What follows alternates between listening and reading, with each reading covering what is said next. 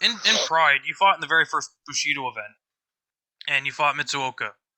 And Yep. this was a pretty crazy fight, obviously, because you had to submit the guy twice, which I've never seen that ever in fights. Yeah. Even till now, I've never seen a guy have to get submitted twice. And you used, I'm assuming, your favorite technique, the Kimura, because you've got tons of variations of it now Yep.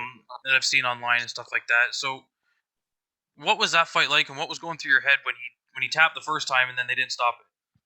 So I took that fight on 5 days notice and was not in shape. And we Okay. fought. I got there, and this will go back to your comment about people talking about works in Japan and fixed fights. Yeah. I got there, and the weight class at the time was 183. There was no lightweight class yet. It was 183. It was the one that Baroni, Silva, Carlos Newton, like all those guys were fighting in. Yeah. So I get there and I make 183, and they said, "Hey, he's a little bit smaller. We're gonna need you to come down to like 181." And I was like, okay, So I went and cut two more pounds, and I was not in shape, So already cutting the weight was tough. Yeah. And I hadn't been eating good just that last week. I cleaned everything up real fast, and then within 2 days I was on the flight. So I come back, and they said, "I need you to lose a little more. I need you to get down to 180." I'm like, so I need to lose 1 more pound? Yeah. And they said, yeah. So I was like, okay. So I go cut 1 more pound, and I come back a third time, and they said, "Hey, he's 176. We need to get you to 179. Jeez. And I was like, look it. I was like, my brother said, "Hey, if you want him to cut any more weight, we're gonna need some sort of compensation." Yeah.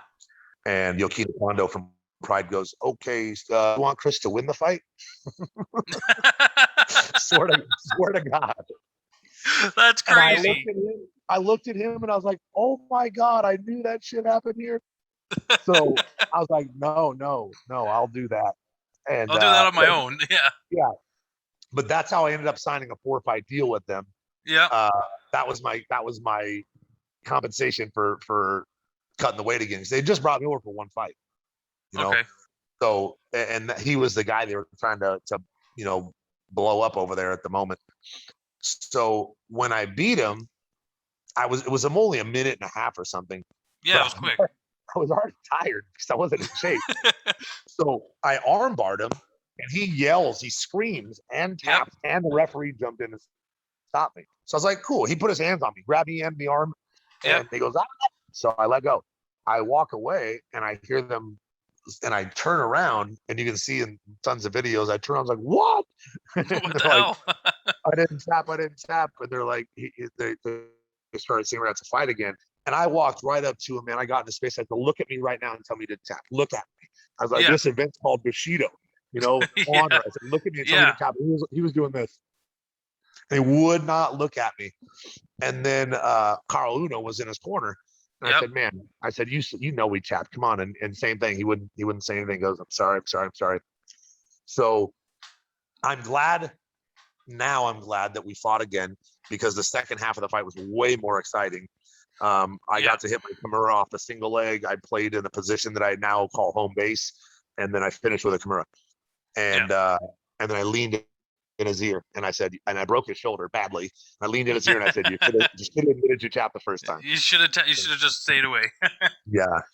And then I went to the back, and I got interviewed, and I just took responsibility for it. I was just like, it was my fault. I shouldn't have let go, because I wanted to come back, obviously. And I just, who knew at the time that the heel was the guy that they really wanted, So I should have talked trash, but yeah, I was just like, it sucked, but it worked out in my favor. Yeah, it's a crazy story, and it just gets crazier now with the "Do you want Chris to win?" That's just crazy. Yeah. We said we need some sort of compensation. They said, "Oh, you want Chris to win the fight?" And I was like, man, I knew it. We walked away like nudging each other. I was like, I told you. Yeah, I knew that shit happened. I was like, it was crazy. Like, you knew it was happening when Mark Coleman got heel hooked. So there's a funny story. I ran into him before he left to Japan for that event. Yep. And that was a long time before. Yep. And I said, hey, what's up? Talking. And he goes, nothing. Going to Japan to work this weekend. And I go, and I didn't know what a work was yet. And I was like, Yep. I go, oh, like to fight? He goes, yeah, to work. And I was like you call it a work because it's your job. And he goes, you'll understand later. Well, Wow.